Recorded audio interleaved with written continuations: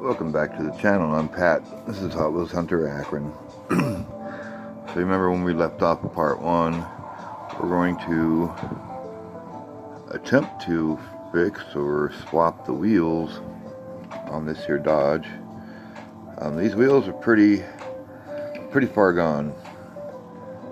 They are worn out on the shafts, and I've done all the straightening I can to the axles, but that's to no avail. So we'll be looking for something else. You know, you see how it's got so much wobble.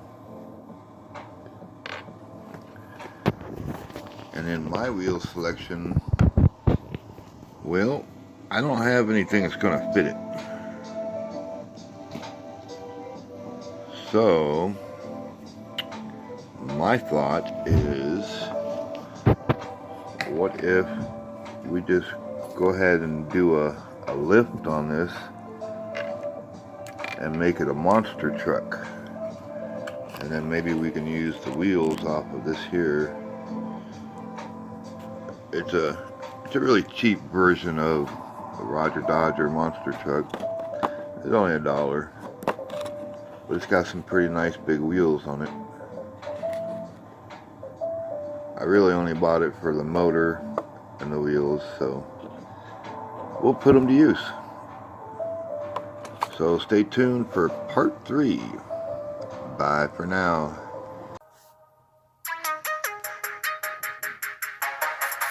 Alright, welcome back everybody. This is Pat with Hot Wheels Hunter Akron.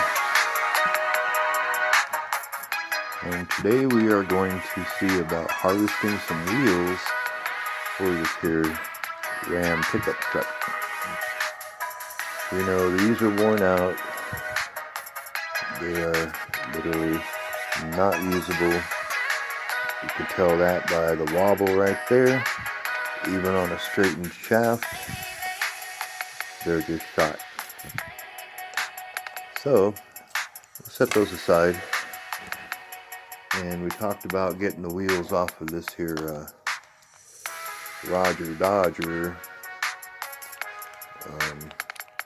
It's a big old monster truck. This guy. So I've gone ahead and taken it apart.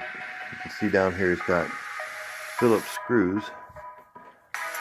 So it helps to have a nice little screwdriver. I have one that's interchangeable. It's even got a light. But the battery's dead right now, so I can't use the light. But here's the button for that. And in the rear here, you can pop that open, and it's got, what, 3 different interchangeable bits to get the right size for your screw for your project. So even though I took this apart, I could not get these wheels off. The axles run through a solid piece of plastic here. So what I've had to do is take some cutters, wire cutters or side cutters or dikes, whatever you're used to calling them, and I literally grabbed a hold of this and snipped it. Okay, so we're going to do the same thing back here. I mean, it's not probably the easiest thing in the world to reach, but you can get to it and just snip that guy. And then just snip this other one.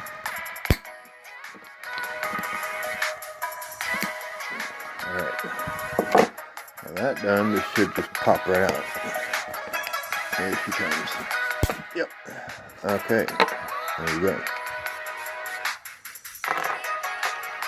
So now we have 2 good axles and wheels.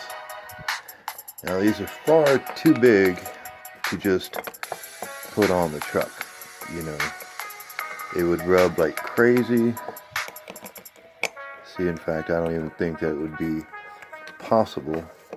Yeah, there's no room, there's no space or anything.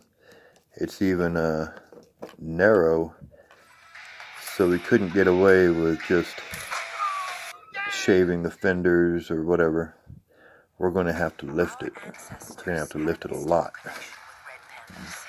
And to do that, I'm looking to the base. So this is our base. And it's semi-flat across here. And here I had to file it down to the differential just a little bit. And I just used a regular little flat file like this, which I advise all of you to have a kit of flat files. You can get them from Harbor Freight. I think they're like $4. And have yourself just a little multi-tool pouch. That's all this is. But it's got the small screwdrivers in it.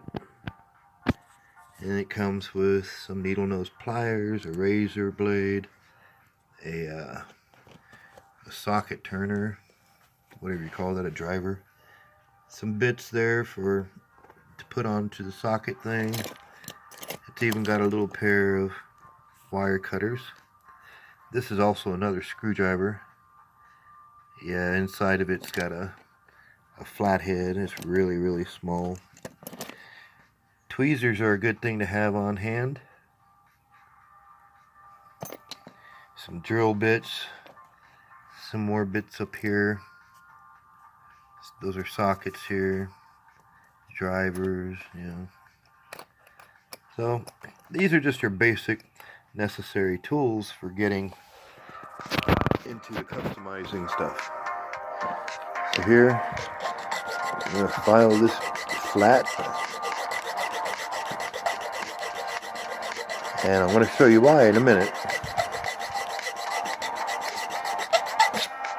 So we can't drill a hole through here and slide the axles in because these wheels do not come off the axle. I've pulled and pulled and pulled. I'm a pretty strong guy. I can't get them apart. So we're going to have to resort to a coffee stirrer. It's a straw. And we're going to cut a piece, glue it to our block, which I haven't mentioned yet. The block is our lift kit.